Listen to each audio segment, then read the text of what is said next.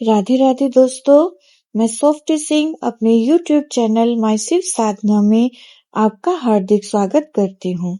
माता रानी की कृपा आप सब पर सदा सर्वदा बनी रहे।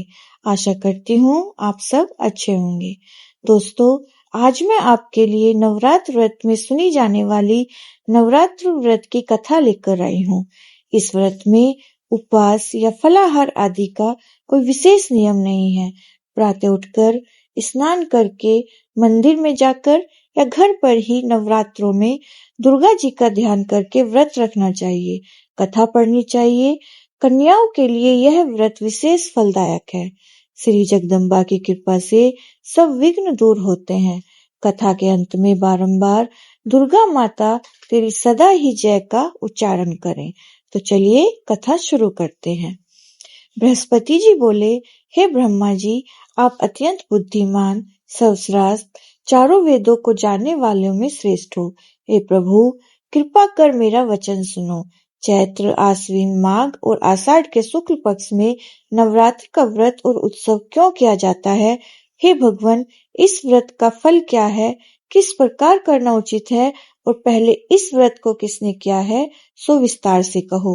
बृहस्पति जी का ऐसा वचन सुनकर ब्रह्मा जी कहने लगे, हे बृहस्पति, प्राणियों का हित करने की इच्छा से तुमने बहुत अच्छा प्रश्न किया है। जो मनुष्य मनोरथ पूर्ण करने वाली दुर्गा, महादेव, सूर्य और नारायण का ध्यान करते हैं, वे मनुष्य धन्य हैं। यह नवरात्र का व्रत संपूर्ण कामनाओं को पूर्ण करने वाला है। इसके करने से पुत्र चाहने वाले को पुत्र, धन चाहने वाले को धन, सुख चाहने वाले को सुख और विद्या चाहने वाले को विद्या मिलती है। इस व्रत के करने से रोगी मनुष्य का रोग दूर हो जाता है और कारागार में बंद हुआ मनुष्य बंधन से छूट जाता है। मनुष्य की समस्त विपत्तियां दूर हो जाती हैं और उसके घर में संपूर्ण संपत्तियां आकर उपस्थित हो जाती हैं। बंधिया और काक बंधिया के इस व्रत को करने से पुत्र पैदा हो जाता है। समस्त पापों को दूर करने वाले इस व्रत के करने से ऐसा कौन सा मनोरथ है जो सिद्ध नहीं हो सकता। जो प्राणी इस अलग मनुष्य देह को पाकर भी नवरात्र का व्रत नहीं करता है, वह अनेक प्रकार से दुखी रहता है। यदि व्रत करने वाला मनुष्य सारे दिन उपवास न कर सके तो एक समय भोजन करे। इस दिन बांधवों सहित नवरात्र व्रत की कथा श्रवण करे। हे बृहस्पति, जिसने पहले इस महाव्रत को किया उसका पवित्र इतिहास मैं तुम्हें सुनाता हूँ, तुम सावधान होकर सुनो।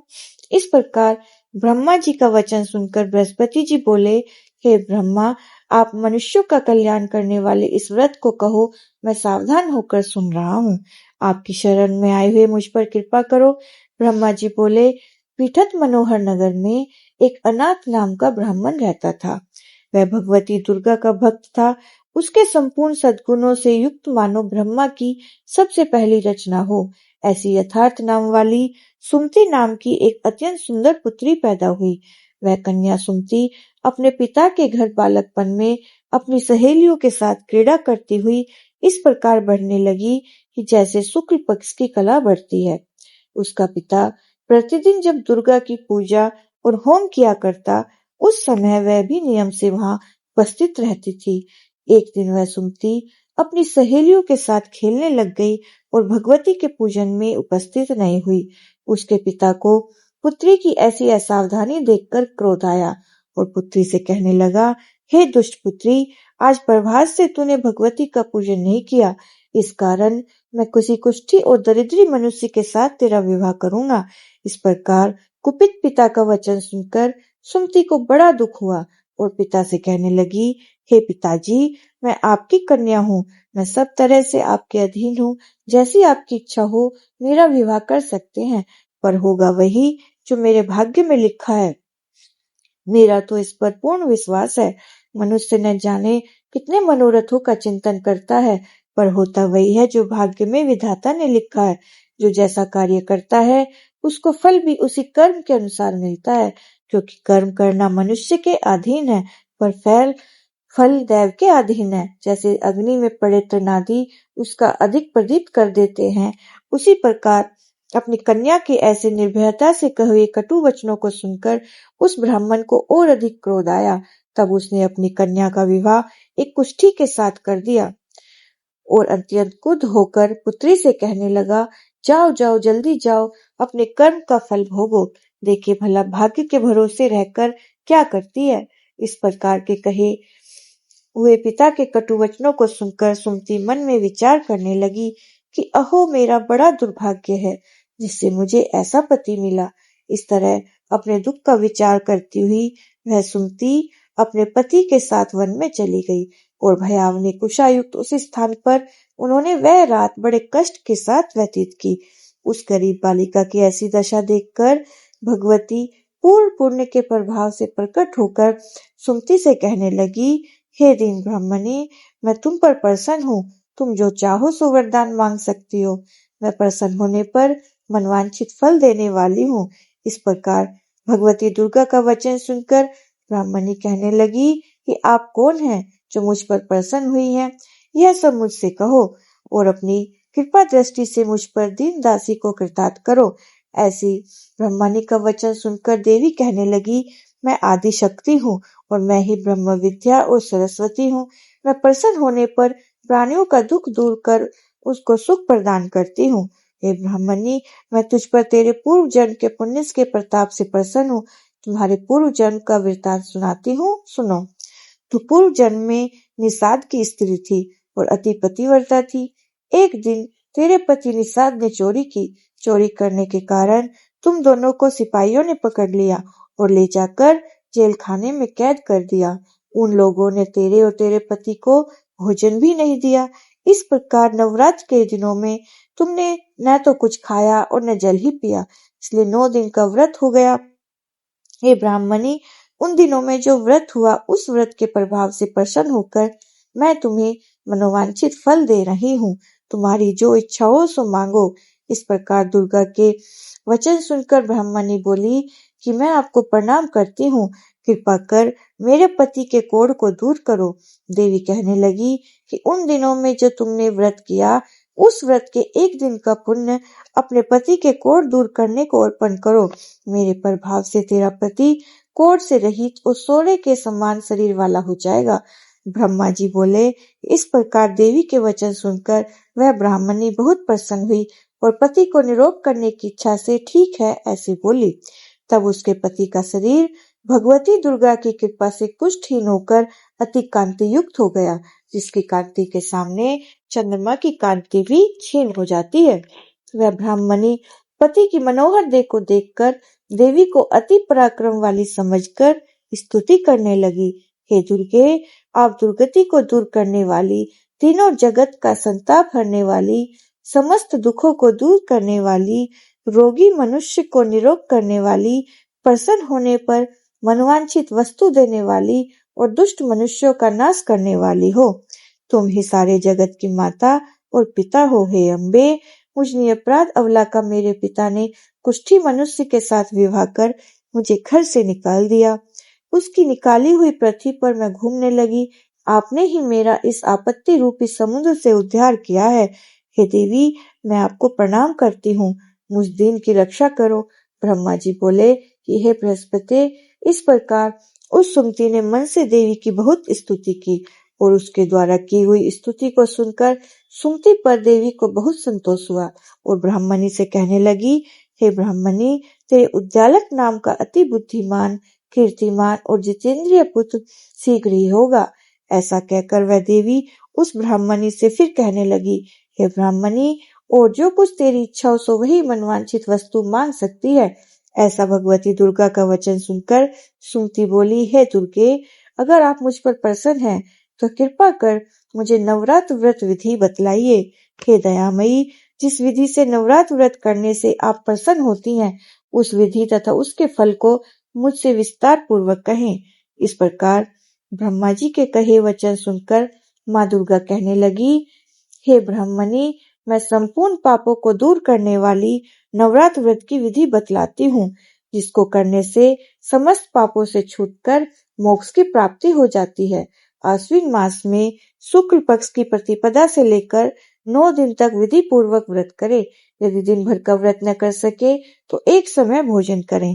पढ़े लिखे ब्राह्मणों से पूछकर घट स्थापना करें और वाटिका बनाकर उसको प्रतिदिन जल से सींचे।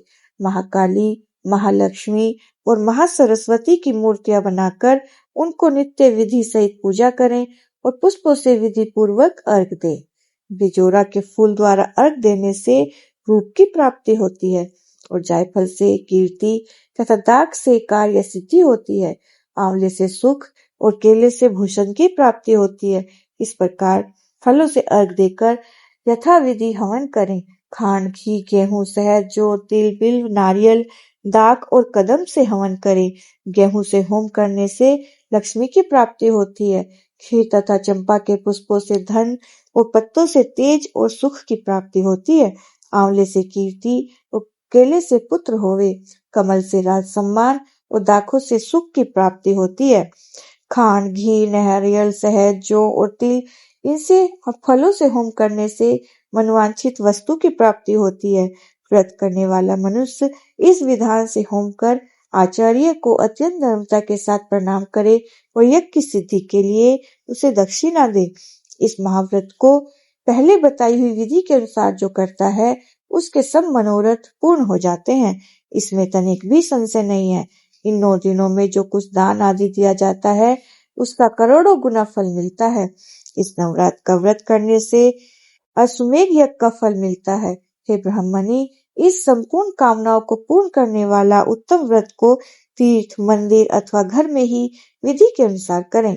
ब्रह्मा जी बोले, हे बृहस्पति, इस प्रकार ब्रह्मा जी ब्राह्मणी को व्रत की विधि और फल बताकर देवी अंतर्ध्यान हो गई।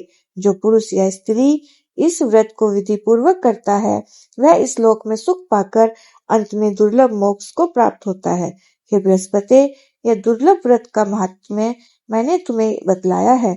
ऐसे ब्रह्मा जी के वचन सुनकर बृहस्पति जी आनंद के कारण रोमांचित हो गए और ब्रह्मा जी से कहने लगे, हे ब्रह्मा, आपने मुझ पर अति कृपा की जो अमृत के समान इस नवरात्र व्रत कथा का महात्म्य सुनाया।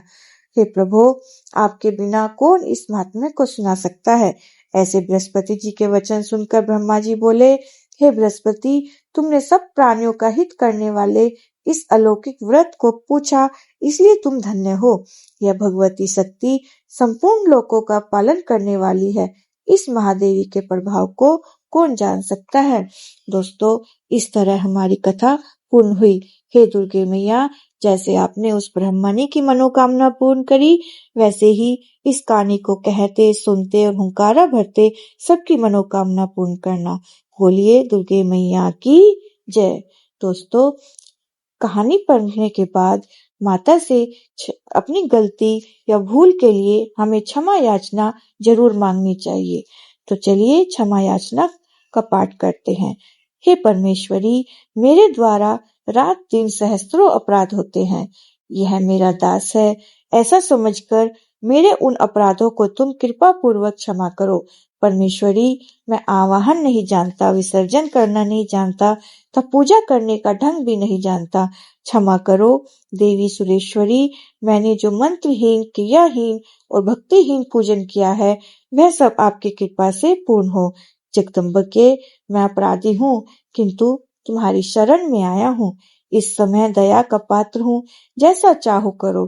देवी परमेश्वरी, अज्ञान से, भूल से अथवा बुद्धि भ्रांत होने के कारण मैंने जो न्यूनता या अधिकता कर दी हो वह सब क्षमा करो और प्रसन्न हो। सच्चिदानंद स्वरूपा परमेश्वरी, जगत माता कामेश्वरी, तुम प्रेम पूर्वक मेरी यह पूजा स्वीकार करो और मुझ पर प्रसन्न हो। क्षमा याचना पढ़ने के बाद माता को प्रणाम करें और जयकारा लगाएं। बोलिए दुर्गे मैया की जय। दोस्तों, कहानी पसंद आए तो उसे लाइक करिए और कमेंट बॉक्स में प्यारे प्यारे से कमेंट्स जरूर लिखिएगा। मेरे चैनल को सब्सक्राइब करके बेल आइकन को प्रेस करिए ताकि नई वीडियो की नोटिफिकेशन आपको समय पर प्राप्त हो। कहानी सुनने के लिए बहुत बहुत धन्यवाद।